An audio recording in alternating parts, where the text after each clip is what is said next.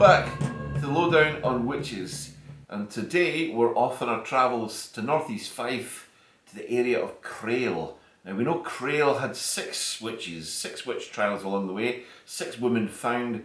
We're going to discover more about these people in a wee minute, and the reason we're going there today is, you know, I collect witch related articles from the trials. What we have here is what's known as a witch bottle. These devices were common enough to be put into the walls of houses as a deterrent against witchcraft. You would find the threat to the village who you thought was a witch, who you thought had bewitched you, and you would steal some hair off her in the street market. You'd get her hair, wrap it up in little pins and needles, put it in this bottle and pee in it. Put a cork in the bottle and stick it in the walls of your house. This deterred that woman from ever coming near you. She could not come in your house. I don't know who came up with these ideas, but this is what we used to use. It's called a Bellarmine bottle. This one was found in the walls of a house in Pittenweem in 2000. It has the Bellarmine face. This is a bishop from Germany that frowned upon drinking, so his reward for that was to get his face put on all the wine bottles.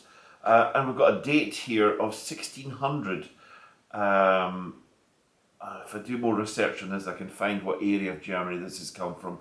But anyway, this is the type of things they used to put in the houses to deter against witchcraft.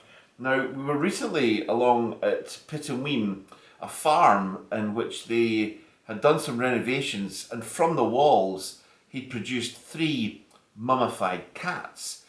Now these again were deterrents against witchcraft, and we know that Pittenweem had 5 witch trials, 28 people involved. I wrote about it in my book The Weem Witch. The whole matter of you putting animals into the walls of your house was again a deterrent against the witches' familiars. Familiars the witch would send against you to do their wickedness and cast their spells. And you'll see a photograph now of the one of the cats that was produced from this farmhouse in Pittenweem. What we have here, this is another of my collections, is a skull of a small creature. I think it's a badger, a little badger, or a little dog. It's got a strange incisor there.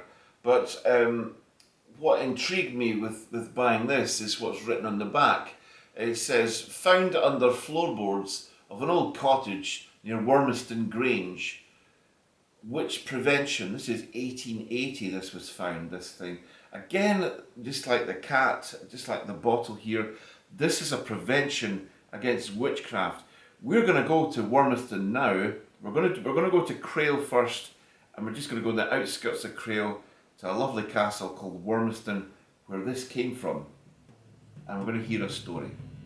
Stay with us.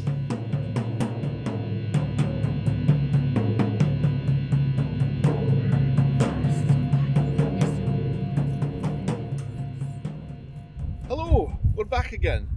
This is the Lowdown on Witches. And today we find ourselves in the parish of Crail.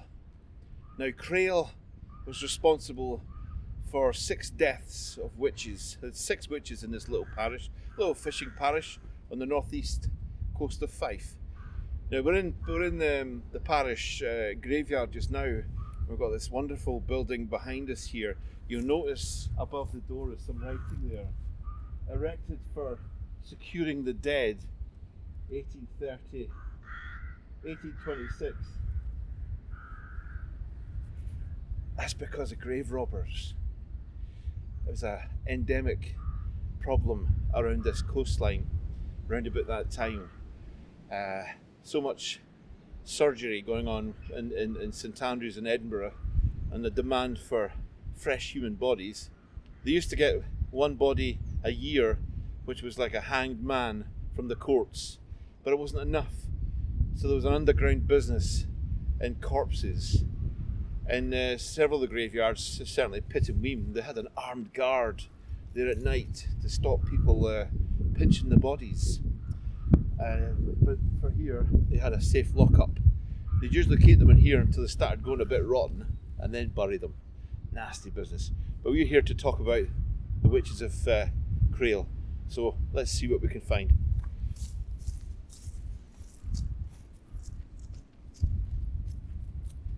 Crail found its first witch in the year 1590, in the year King James was persecuting witches all over Musselburgh and Edinburgh, resulting in the Berwick witch cases. They found the first witch here, Euphame Locker. Euphame Locker we know very little about, but we do know she was taken to St Andrews, and from here she disappears off the records. But in 1590 there was quite a lot of witches burnt in St Andrews, many of them unnamed, and their ends are unknown, but there was a massive fire there. In 1599 we've had another witch found here called Gellis Grey. The poor Gellis was brought into the parish, as they all were, and interrogated, and then she was removed to the Tolbooth. Now the church that found it was very expensive to deal with witches, so they're being quite lenient on Gellis Grey. So one of the castles nearby here, the sheriff of Crail lived there, at Lothocker Castle. He wasn't very happy on the proceedings, so he managed to take Gellis from the jail himself, took her to his castle, where he tortured her himself, mangling her fingers in thumbscrew devices, to the point that the church parish said when they got her back that this woman will never work at anything again. All her fingers are mangled. She was disabled because of this Laird of Lothocker. Lothocker Castle doesn't exist anymore. It's gone. It's over time it's been a house, and then during the war it was used for soldiers. Now it doesn't exist at all, so we can't exactly go to Lothocker Castle. But where we are going to go to is where the next witches were taken from the Tolbooth, to Wormiston Castle, where more horrors were waiting them. In 1620, Margaret Wood was caught in Crail. Her accusations in the parish records state many pregnant presumptions of witchcraft. We can ascertain that her guilt was established here since she was burnt in the borough of Crail. What we know about Margaret Wood is that she had a daughter. Knowledge of this would come clear in another trial 23 years later in Crail again. 1625 brought Marjorie Patterson and one other into the courts to be tried as witches. No further details exist, but Crail was getting good at burning witches. In 1643, on the 16th of August, there's mention of a witch being found. By September the 6th, parish records state some witches, as in more than one. In turn, in October, we were given a name to one of them, Agnes Wallace. She's mentioned as the daughter of Margaret Wood, the witch that was burned in 1620. Agnes Wallace was taken to the secure jail cells of Wormiston Castle and held in the dungeons by Patrick Lindsay, the Sheriff of Fife and the Laird of the castle. A confession still exists for which Patrick Lindsay was a witness. Agnes had been condemned to Wilmerston Jail by Jonet Ingalls, a relative of the deceased Thomas Cunningham and Barbara Balfour.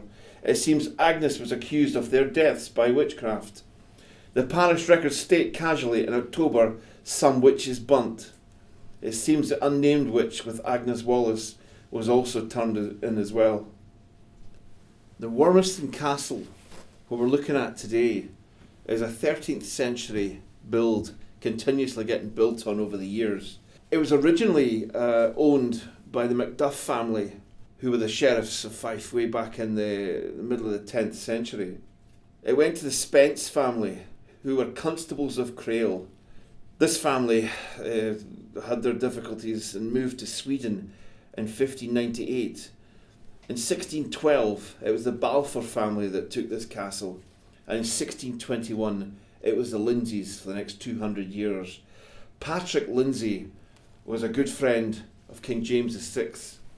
He was one of the men that went with him, arranged the marriage of his wife in Denmark. coming back, they received the storms that scared him so much to be thinking that his voyage was cursed. And when he reached Berwick, news of a witch had come that had affected his voyage, and the Berwick witches from there started. What I'm going to read to you here is the confession of the witch Agnes Wallace, who was brought to Wormiston in 1643. And in front of Patrick Lindsay, she gave this statement, and I'm going to read it in full. What you're looking at now is her actual statement written down. I'm going to read it. At the borough of Crail, the penult day of October the 6th, in 43 years, in presence of the undescribed Agnes Wallace, being in hand a witch, has demanded how long since she entered the devil's service. She answered that as she thought about 3 or 4 or 40 years, for she being as supposed witch as Umquill, which means Umquill means the dead, Margaret Wood, her mother. She was sent to Wilmerston by John Inglis, a relative of the Umquill Thomas Cunningham and Umquill Barbara Balfour. As I said, Umquill means dead, Old Scots language. Spouse to John Alex, Bailey of Anstruther, and to Ain David Spence. Stayed in space and come hame well. Sickly, being inquired from Lady Wilmerston, for the time answered in very honest woman called Agnes Jury. And this is signed by Patrick Lindsay. This just gives Agnes Wallace as being condemned as a witch. We know that this woman, Agnes Wallace, was burnt as a witch in Crail. She was one of the last.